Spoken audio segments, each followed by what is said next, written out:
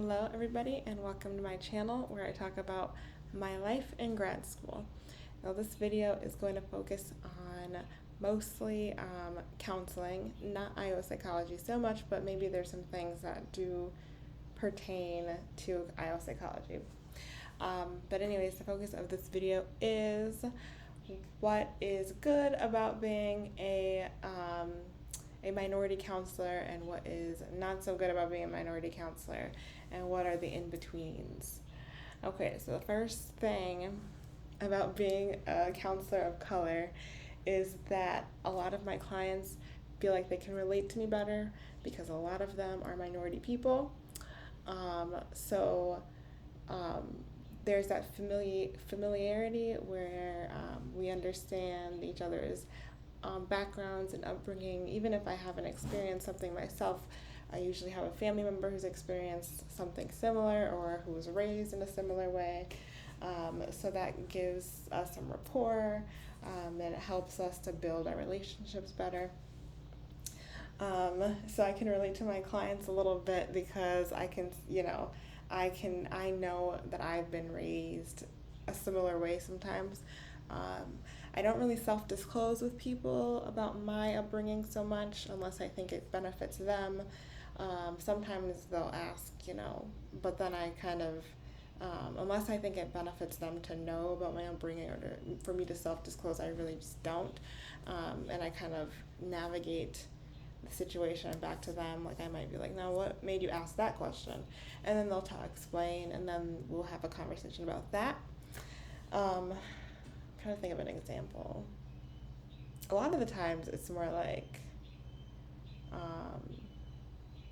what do you think or don't you agree, and things like that, and then I'll navigate it towards them because it really, and sometimes I'll just blatantly say it really doesn't matter what I think because it's not my life.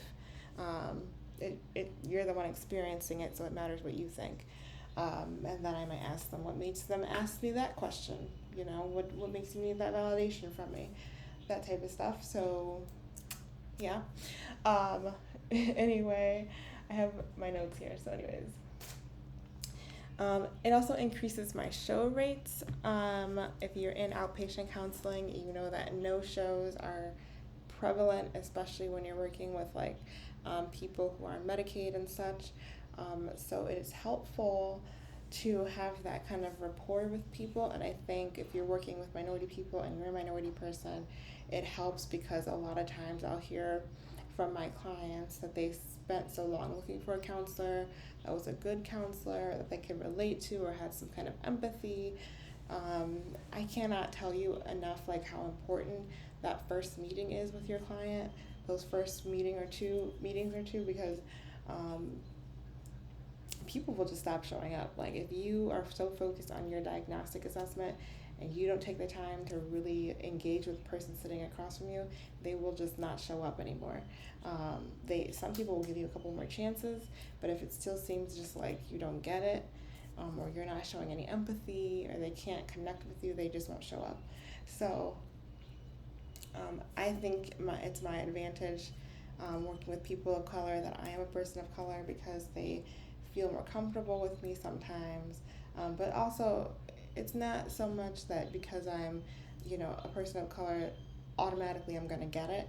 It's also, requires some kind of, therapeutic skill, because even though you're a person of color, you could still not understand somebody's struggle because that's another thing. Okay, so that is on the negative side of being a counselor of color, is that yeah, you get the upbringing sometimes, and or you've been through similar racial experiences. However, it's highly likely that you grew up in a different socioeconomic status, or you grew up with a different kind of values or whatever that led you into the role of becoming a counselor. Whereas some of your clients may not have had those opportunities, they didn't have those kind of privileges, they didn't have those kind of values, they didn't have that kind of upbringing, and so there is that disconnect still, and you have to be very aware of that and the biases you have because of that. So just because I am Black does not mean that I understand everything going on in a Black client's life. You have to have that framework of like, I understand some things, but there are some things I'm still not gonna get because I'm not that person. We weren't raised in the same household, we didn't have the same opportunities and things like that.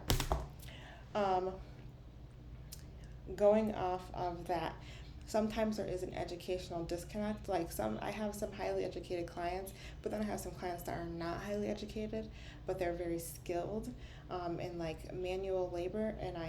So what I do is I spend a lot of time like helping that person build confidence in themselves to engage with providers, because a lot of times, especially in the minority population, they don't trust providers, whether you're mental health or physical health. They do not trust you. And so even if you are a person of color, they may trust you a little bit more, but they still have reservations. And so you have to get to their level. You have to understand where they're coming from. And part of that is really helping them build up their confidence. Like I tell my clients to be your own advocate. You know, I help them boost their self-esteem by pointing out all of the skills that they have. You know, I've had clients who, you know, have said that they feel like my job is of more importance than what they do in life, and then then I explore that with them. You know, what are the reasons that you think that, and kind of show them like the flaw in that thinking and how that impacts their mental health, and it impacts just the way that they are and they behave in like regular life, and how their thought process limits them to further their education or further their occupation or their skills, or to just be themselves in society. A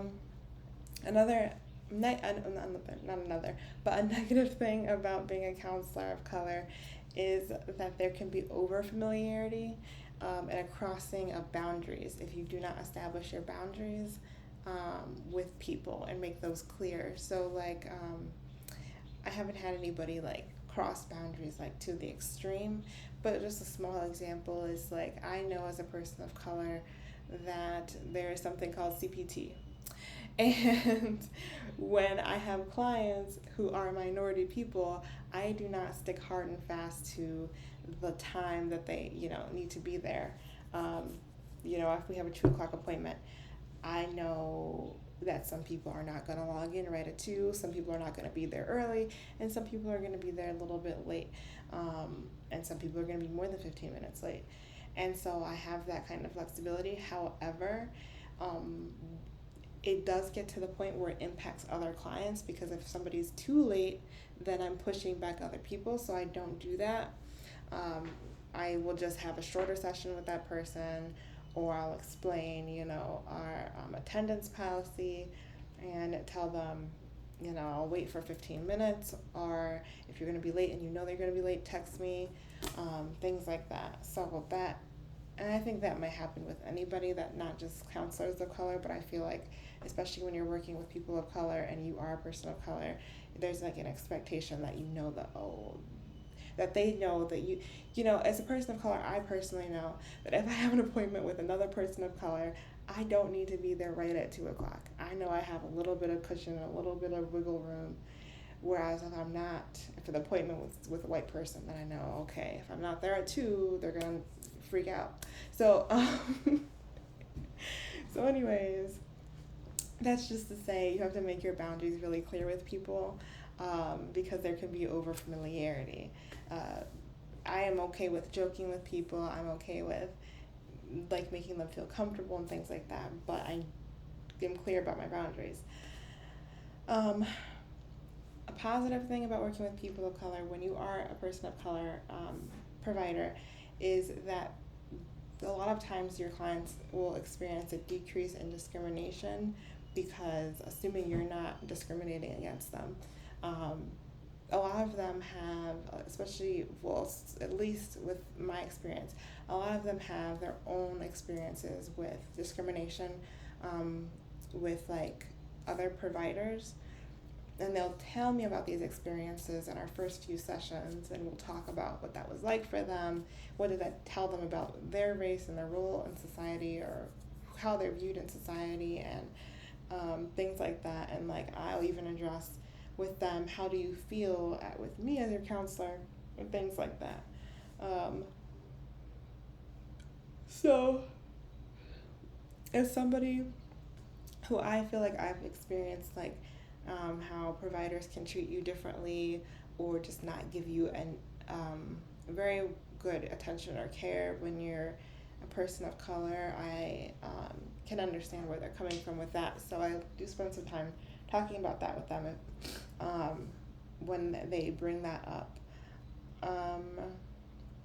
Also, one other thing I found is that you are kind of like a role model for a lot of people, even if they're older than you, to see somebody that has the same skin tone, or that is just not white, in a position like a counselor. A lot of times gives them like some kind of hope. This is just what I've been told by clients. Like, it gives them some kind of hope in life, that they can either, you know, pursue things, or that the future is going in a positive direction, and more Black people and more people of color are being represented in these higher up positions. So that's a positive thing. And I think I've talked about understanding their background and those types of things. So yeah. So that is my synopsis on the positives and the not so positives of being a counselor of color. Thank you.